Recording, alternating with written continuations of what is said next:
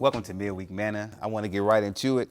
I'm going to go to Joshua 6, chapter 18 through 19, where it says, "And ye in any wise keep yourselves from this accursed thing, lest ye make yourselves accursed. When ye take of the accursed thing and make the camp of Israel accursed and trouble it. But all the silver and gold and vessels of the brass and iron are consecrated unto the Lord. They shall come into the treasury of the Lord." And I also want to go to Joshua, the 7th chapter, in the first verse. And it said, "But the children of Israel committed a trespass and a cursed thing for Achan, the son of Carmi, the son of Zabdi, and the son of Zerai, of the tribe of Judah, took the accursed thing, and it angered the Lord, was kindled, and the anger of the Lord, was kindled against the children of Israel." And I want to talk a little bit real quick on the subject of finding the root cause. I'll read this real quick and continue on. The root cause analysis is a method of a problem solving using identifying the root cause of all faults and problems.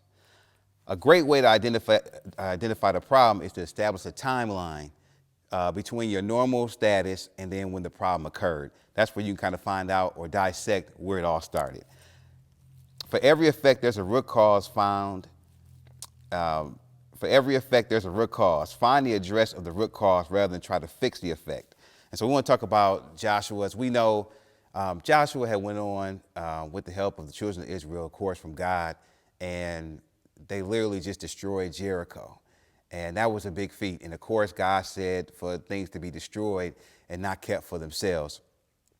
And then, of course, they went on to Ai, which Ai was definitely a smaller place. And yet they were taken out. And so Joshua, he couldn't understand. He was like, we just beat and conquered like big Jerusalem. But why are we having an issue with little Ai? He had no idea what was going on. So he had to get to the root cause to find out why they lost this thing. And so, a lot of times what we do is we don't, as a whole, find the root cause. We just try to find little things and patch it up. But we know that the root cause is literally like the beginning and end. And so we try to fix like a broken tooth, but we never address the nerve. We try to fix like an idle car, but we never address gas. We try to fix the rain, but we never address the roof. Like we try to fix a broken man, but we never address the hurt. We try to fix, a broken woman, but we never address rape. We try to fix children's behavior, but we never address parents. We try to fix the building, but we never address church. And even when it comes to, we try to fix the finances in red, but we never address the secretary, right? And then for, we got to think about the things that go into the root cause. Those things we could try to fix, but if we don't address that root cause, it will never get done. We try to fix our opponents, but we never address the team. We try to fix our position, but we never address God. So we try to figure out why we lost this position, at work, why we lost this position at church, but we never address God. Most times when we lose our position in church, it's because we've gotten further away from God, but we never address him to find out where we got lost. And then unlike Joshua in this situation, though, he tried to fix the loss, L-O-S-S, but he didn't address the loss, L-O-S-T, which was Achan. And sometimes even in our own camp, we have people that's in our own camp that might be killing us, but yet we want to keep them in there, and then we can't figure out why we losing. We have a Benedict Arnold who know all our plays, and he giving the enemy all our plays. So we can't understand why every play we do, the enemy is a step ahead of us, because we don't want to sit there and take a step back and evaluate where that root cause is at. I think about myself, about 8 or 9 years ago, my son, he was having seizures.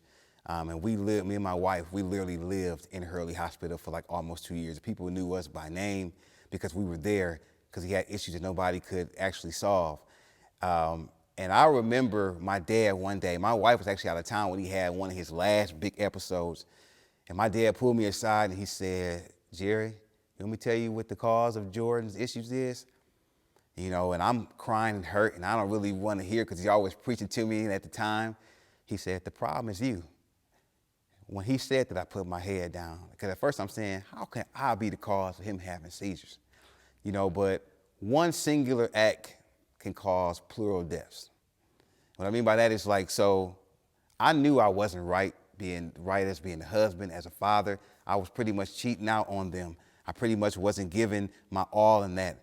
I wasn't being a Christian. And I knew, for some odd reason, when he told me that, I already knew that. I knew because I wasn't following what God had, that not only was my wife dying inside, I was dying inside. Not only was I dying inside, Jada, which is my daughter, was dying inside, because we had to see Jordan go through these pains.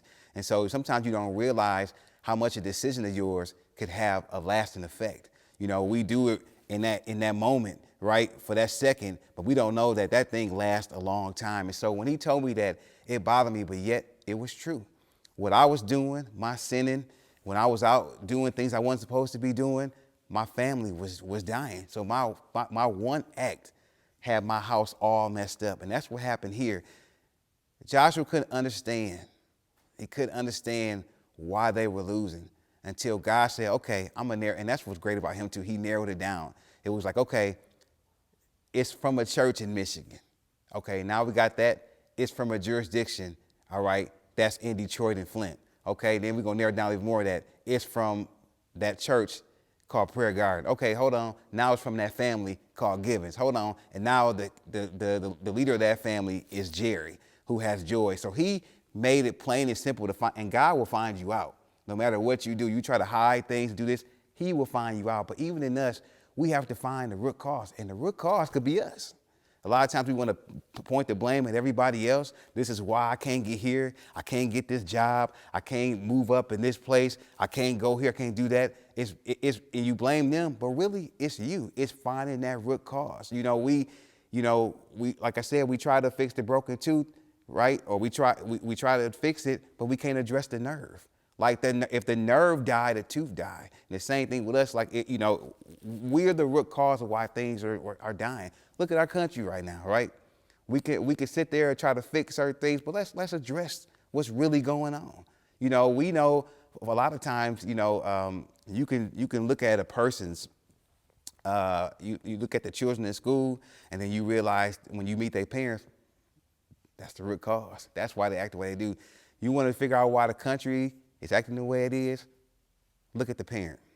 Look at the leader. That's the root cause. But in the same breath, now's the time to find out, what we can and can't do. Let's make sure we don't become the root cause. Now that there's change going on, let's make sure that we don't look to blame everybody else. Let's take ownership in doing that. The root cause is literally something that we have to spend our time trying to dissect and find out. Like I always say, I used to do all the time. My wife, and I know I'm putting our business on the street. A lot of times when things would go on, she would say, I'll blame her. Blame her for everything. It'd be like, Joy, why are you doing this, Joy? Why are you doing that, Joy?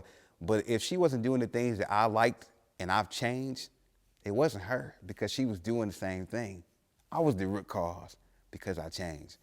So all I'm saying is, let's find out why we are stagnant. Let's find out why we're not progressing. Let's find out, why we're not making moves. Let's find that root cause. But sometimes the root cause could be yourself. Until next time, I'm Midweek Manna.